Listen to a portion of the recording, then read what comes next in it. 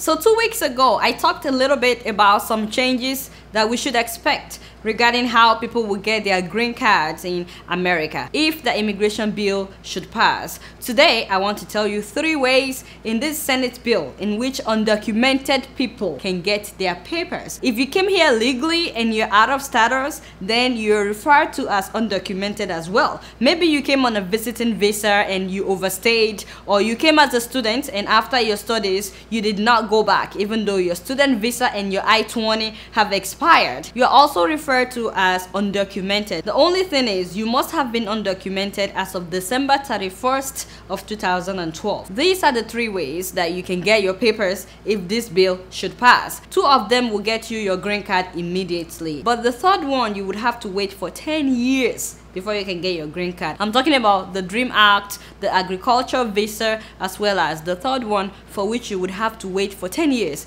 That is the Registered Provisional Immigration Status, RPI. Now the first one, the Dream Act, only applies to you if you came to America before you turned 16 and you attended high school here in America, or you joined the US military. If you know someone who came to America before they turned 16 and they still don't have their work papers, please inform them. The second way that undocumented immigrants can get their green cards under this Senate immigration bill is through what they call RPI. And this is the option for all undocumented people, all, either you are 16 or 46, so long as they've been undocumented as of December 31st of last year. The only thing to keep in mind is that for this RPI, you will have to pay $1,000 application fee and you would have to wait for 10 years to get your green card. Yeah, but the good thing is while you're waiting for your green card under this RPI, you'll be given work authorization. And not just that, you can travel outside the country as you want. Of course, they would be doing all kinds of background checks on you, so be sure to pay your taxes and stay away from crimes, but you're free to travel. So some of you that have not been home for donkey years, you know, your father passed away, you couldn't go home, your brother got married, you were not there, you feel stuck in this America. My people, this is one way that you can get your papers, okay? It doesn't matter if the person is presently facing deportation. That deportation case will be dropped so long as they apply for the RPI. Now, the 3rd way that an undocumented person can get their green card if this bill should pass is what they call agricultural visa. And let me tell you, this is one of those opportunities that Africans are not taking advantage of at all in this country. And that is because, you know, when we come to America, we all want to be nursing assistants, security guards,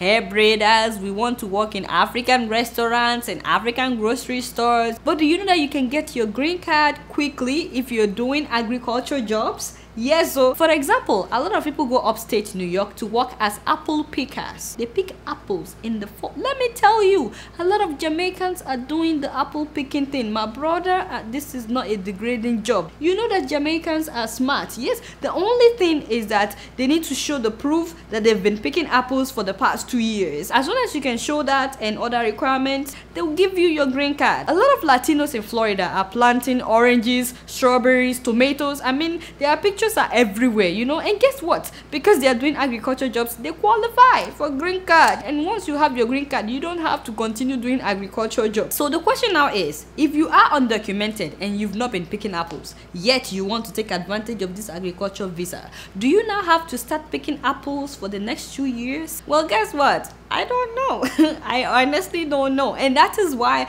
you have to find out by yourself. That bill is more than 800 pages, so I can only tell you so much. Visit this site. Ask them questions that pertains to your particular situation. Just send me a tweet about whatever you found out or send me an email. All I know is that if you move to Alaska and you start fishing today, that is considered agriculture job. You can go to the Midwest and start milking cows. I mean, if that's what you need to do to get your papers, why not? That is also considered an agriculture job.